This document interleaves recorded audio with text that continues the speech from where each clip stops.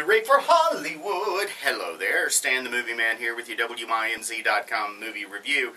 This week, you sent me to see Seven Psychopaths. It stars Colin Farrell, Christopher Walken, Sam Rockwell, Woody Harrelson, Tom Waits, and more. It's a kind of convoluted story. There are two small-time criminals, Hans and Bill, played by Walken and Rockwell. They abduct dogs, and then when they see flyers put up about a reward, they return the dogs to collect the reward.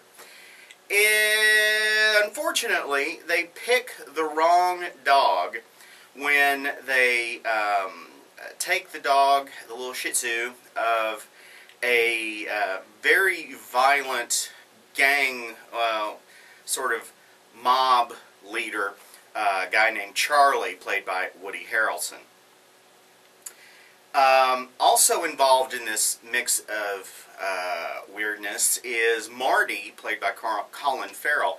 He is a screenwriter who is having a hard time writing his new movie about seven psychopaths. And he's friends with Bill, who is an out-of-work actor, along with being a dog napper, and is trying to help Marty with his screenplay by feeding him stories that he doesn't tell Marty are true.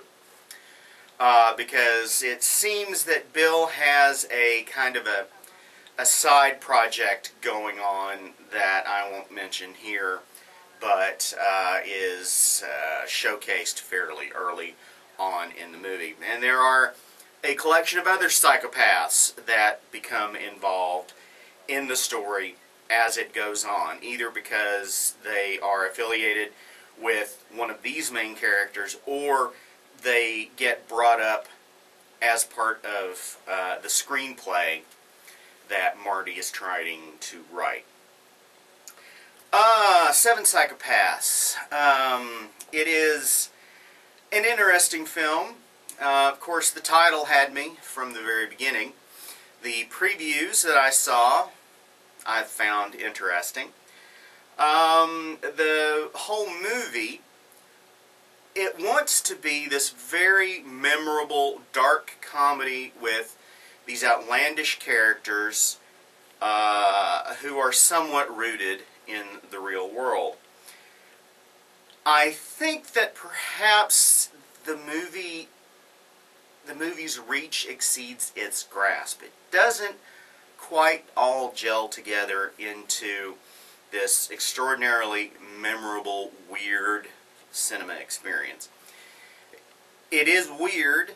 It is an experience.